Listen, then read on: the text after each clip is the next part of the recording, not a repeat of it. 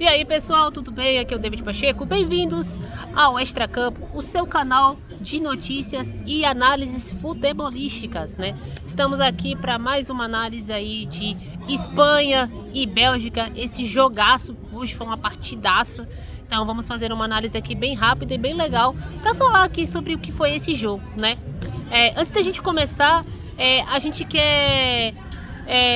A gente fez um stories hoje, que a gente ia falar as pessoas que acertou o placar de hoje, né? Então é uma campanha aí que a gente está fazendo para que a gente possa interagir mais entre o público e nós, né? E a gente falou que quem acertasse, nós falaríamos aqui no início do vídeo as pessoas que acertaram. Então vou falar para vocês o nome das 6 pessoas que acertaram o placar de hoje.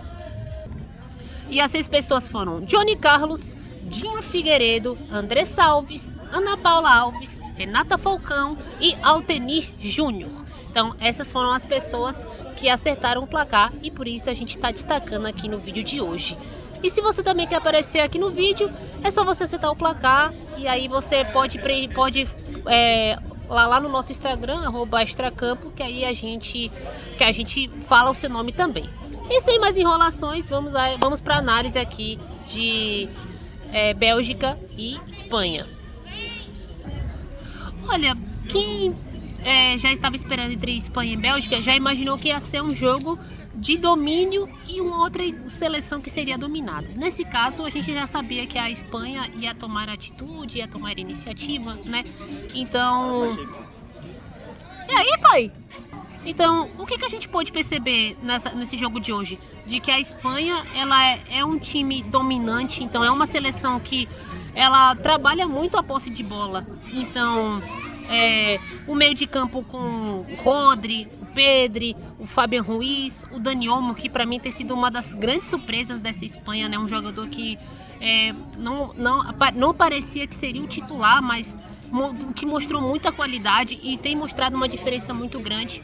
Então, a seleção espanhola, ela é uma seleção de muita paciência, é uma seleção que trabalha muito bem a posse de bola, é uma seleção que não tem pressa em atacar, que sabe atacar no momento certo, né? Então, e concentra muito suas jogadas de ataque no Lamine Yamal, que fez uma boa partida, mas ainda assim, para mim não fez uma partida digna de melhor do jogo, né? Ele acabou levando o prêmio de melhor da partida, mas para mim, quem merece o prêmio é quem faz o gol. E o Lamine Yamal, ele não fez o gol, então ele não merecia o prêmio.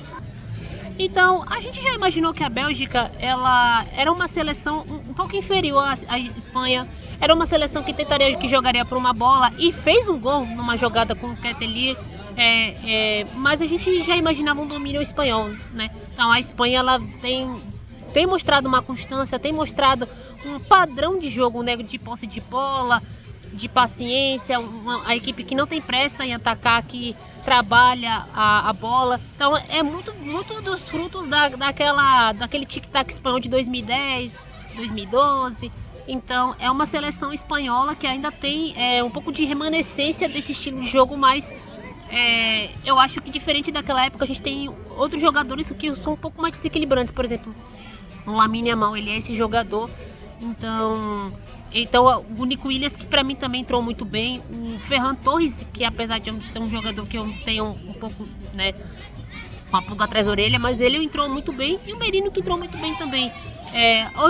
Outro destaque muito importante, que é o Kubasi, que é um baita zagueiro.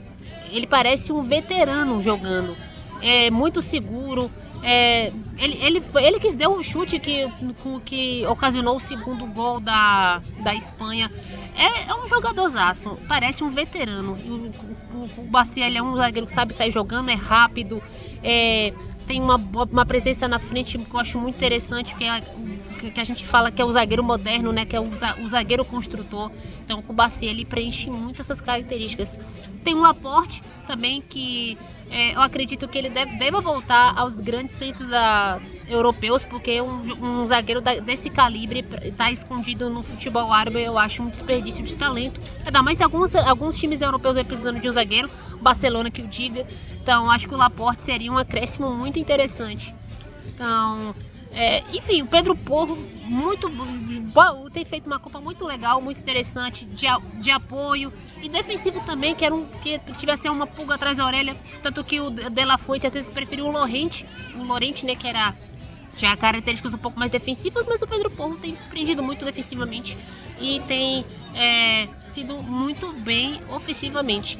E a gente não pode deixar de destacar o Cucurella, que tem feito uma Copa do Mundo fantástica, né? Eu sei que existem uns haters do Cucurella que não gostam por conta da personalidade dele, mas eu acho ele um jogadorzaço. Eu acho que o Real Madrid acertou em cheio na contratação dele para a lateral esquerda, que era uma posição que o Real Madrid não estava encontrando, né?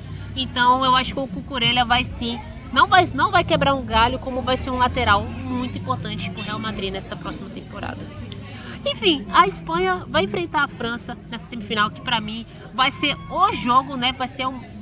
Eu acho que vai ser um duelo de duas escolas de ataque, de posse de bola. Então vai ser muito interessante a gente ver como que a Espanha vai se comportar com uma França que é ofensiva, com jogadores muito ofensivos, como Mbappé, Dembélé, Olise, Doué.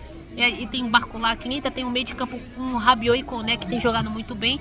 E a gente também vai ver como que a França ela vai se comportar contra uma Espanha, que principalmente tem um meio de campo muito forte, né, com o Rodri jogando muito, com o Pedri, que ainda não faz a Copa do Mundo que eu esperava que o Pedri faria, mas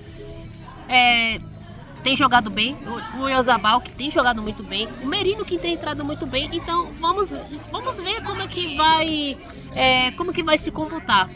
Inclusive, se vocês quiserem, a gente pode fazer um vídeo aqui explicando uma análise mais detalhada, né, entre as escolas francesa e espanhola, né, e quais são as nossas previsões, o que a gente espera desse jogo. Eu acho que vai ser um vídeo muito legal. A gente pode fazer um vídeo só falando sobre esse duelo de dois estilos de jogo, que eu acho que são os mais legais dessa Copa. Uma seleção espanhola com um meio de campo fantástico, que trabalha a bola, que tem um percentual de acerto de passes enorme, contra uma França que ela é muito incisiva, uma França que não tem jogadores fixos, que tem um Dembélé que cai para o meio, para a esquerda, para a direita, um Dembélé ambidestro jogando muito nessa Copa, um Olise destruindo. Então para mim vai ser um duelo muito interessante, e vamos esperar aí o que essa semifinal vai nos gerar. E é isso, galera. Esse foi o nosso vídeo aqui dessa análise aqui entre Espanha e Bélgica, né? A Bélgica, eu acho que antes da gente concluir, eu acho que a gente pode finalmente concluir que a geração belga chegou ao fim, né? Com muito aquém do que esperado, né? Com jogadores que era esperado, né? Dar mais trabalho, acabou não ganhando. Então vamos ver se realmente a Bélgica vai conseguir, como que essa nova geração aí, Leandro Trossard, o Jeremy Doku, né, tem o Charles de Ketelaere. Vamos ver como que vai se comportar essa Bélgica aí, que agora que provavelmente no próximo ciclo jogadores como Lukaku, Kevin De Bruyne, até o Courtois talvez não estejam mais presentes nesse ciclo. Vamos ver como que a Bélgica vai se comportar mediante tudo isso. E é isso, galera. Essa foi a nossa análise. Se inscreva no canal, deixe um like.